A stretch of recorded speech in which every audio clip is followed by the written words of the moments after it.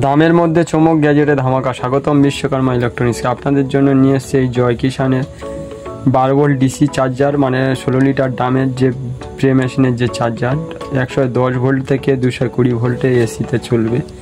12 volt DC 2.2 ampere এই চার্জারটা দেখা পাচ্ছেন।